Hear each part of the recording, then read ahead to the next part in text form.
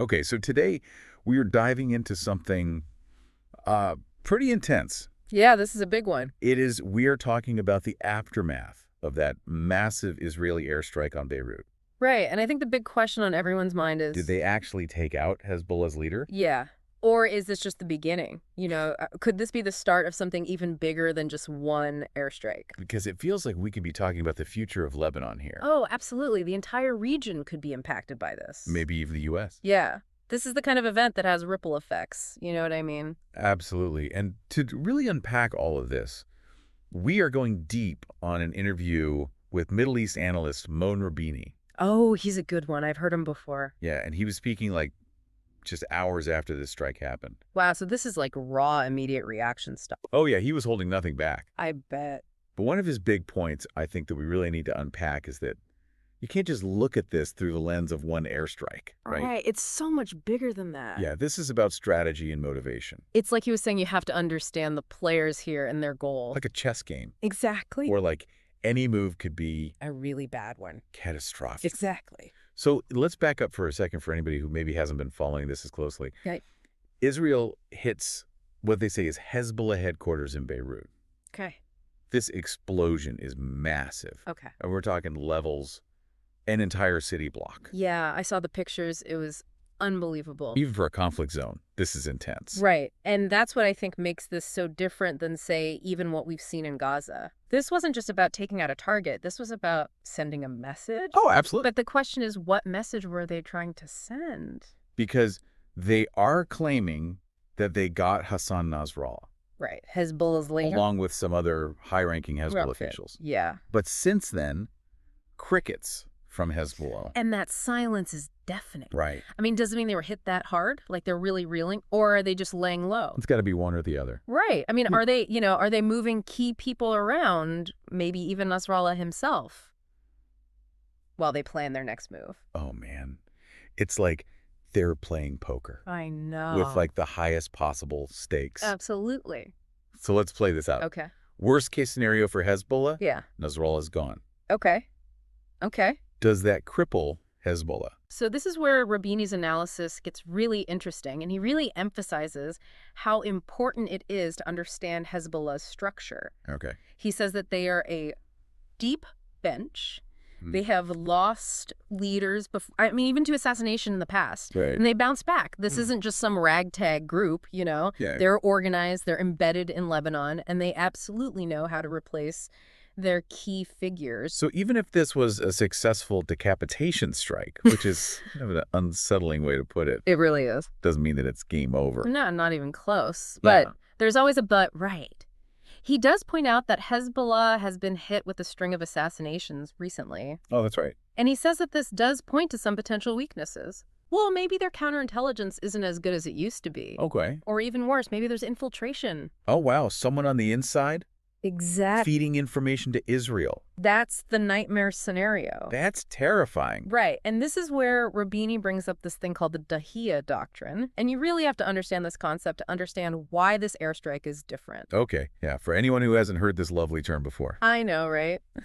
Basically, it's Israel's military doctrine, and it's named rather cynically after the Beirut suburb that was just hit. Oh, wow. And it basically boils down to intentionally targeting civilian areas' infrastructure, the works, as a way to pressure your enemy. And if that sounds brutal, It's because it is.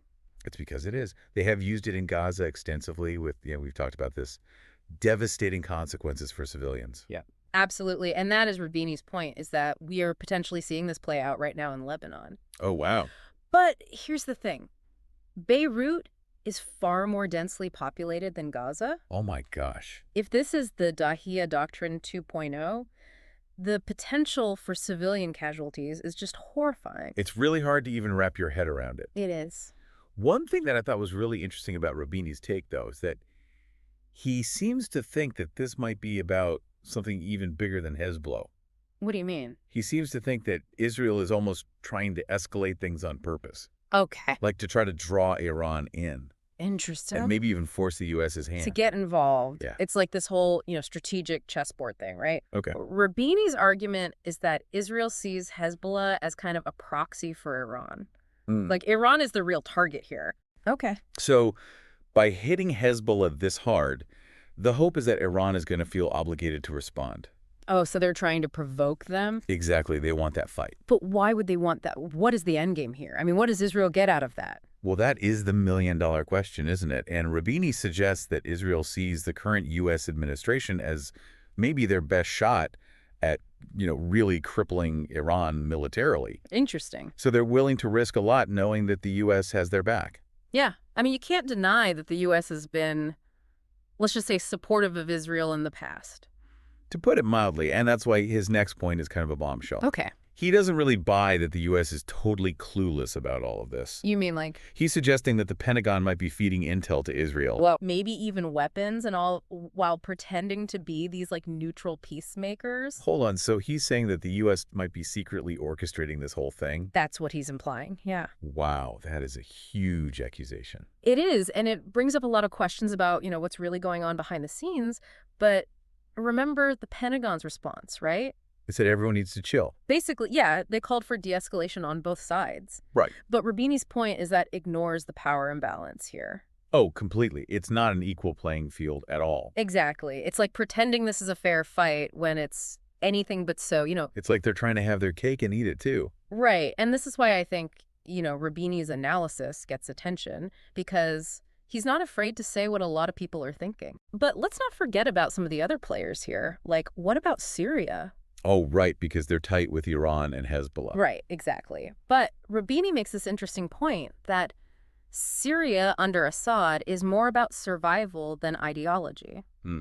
They're allies with Iran and Hezbollah, but they're not like ride or die. You know what I mean? Okay. If Israel offered them the right deal, they might just look the other way. Wow, so Hezbollah is ride or die, but Syria might be persuaded. That's Rabini's take. Yeah. That just adds a whole other layer to this. It does, and it might explain why Hezbollah seems to have more, leaks and stuff than, say, Hamas in Gaza. Oh, that's interesting because you always hear about those two in the same breath.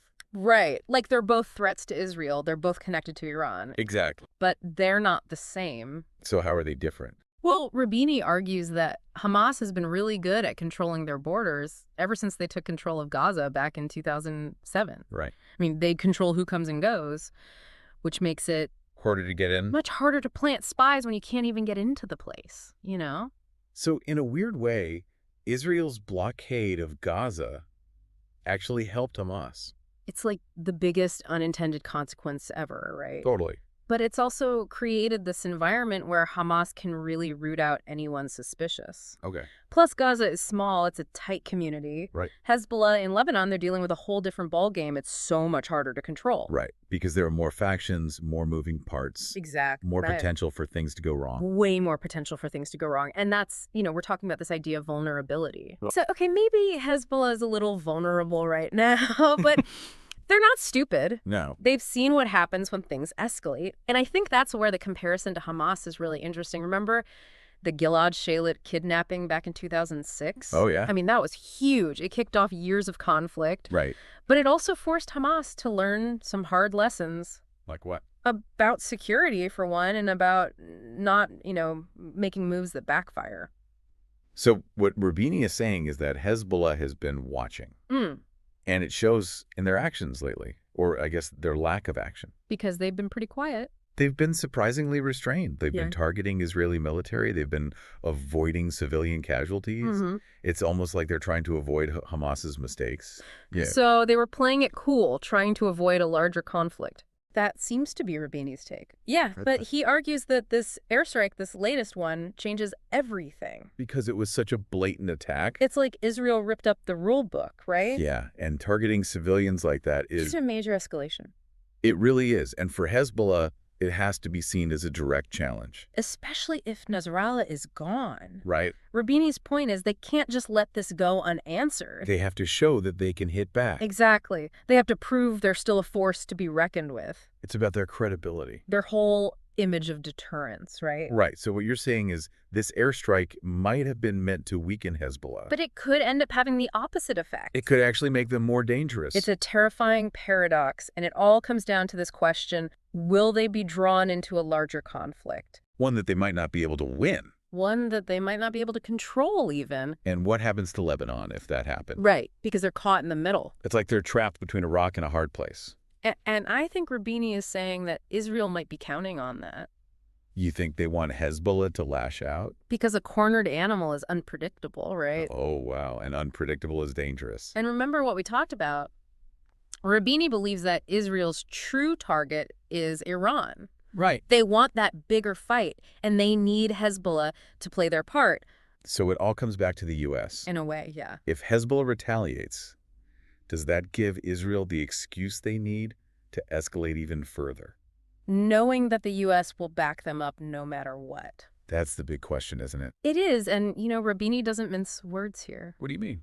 He basically says that if this does blow up into a regional war, it won't be because of some miscalculation or some accident. It'll be because Israel wanted it to happen. And because the U.S. let it happen. Wow. Okay, so that's a lot to think about. It really is. And on that note, I want to leave everyone with one final thought. Okay. Rabini's analysis is just one perspective on a very complex situation. Of course. But it highlights something crucial about this conflict, and really about all conflicts. What's that?